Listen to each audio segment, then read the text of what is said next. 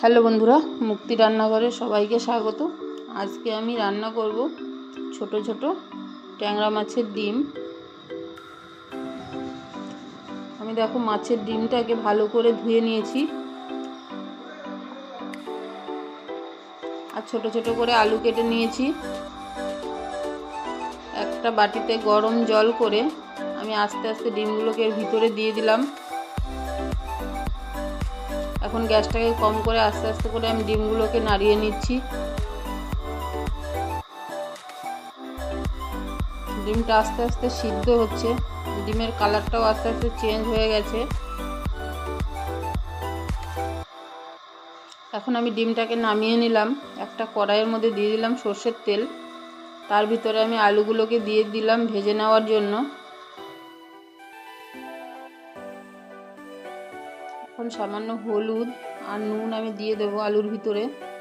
তারপরে আমি আলুটাকে লাল লাল করে ভেজে নেব।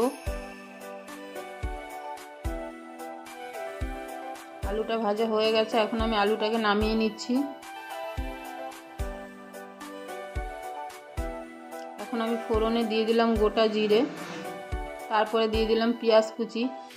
পেঁয়াজটাকে আমি কিছুক্ষণ ভেজে নিলাম।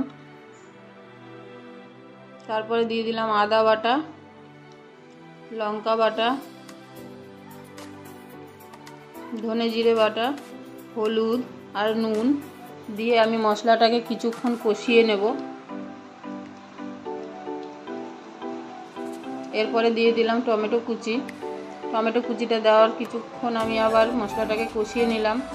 এখন আমি দিয়ে দিলাম ভেজে রাখা আলুটা। এখন আলুটা দিয়ে আবার কিছুক্ষণ ভেজে নেব।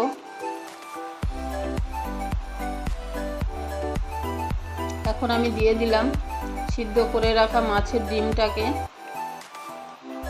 এখন আস্তে আস্তে করে আমি এটাকে কিছুক্ষণ নাড়িয়ে নেব। তারপরে আমি সামান্য পরিমাণে জল দিয়ে দেব। এখন আমি আবার মাছের ডিমটাকে ভালো করে নাড়িয়ে দিলাম। তারপরে আমি কিছুক্ষণ এটাকে ভালো করে ফুটিয়ে নেব। আলু আর মাছের ডিমটা ভালোভাবেই সিদ্ধ হয়ে গেছে। এখন আমি উপর থেকে দিয়ে দেব গরম মশলার গুঁড়ো। রান্নাটা হয়ে গেছে। এটাকে আমি এখন ভালোভাবে নাড়িয়ে চাড়িয়ে আমি এটাকে এখন নামিয়ে নিচ্ছি।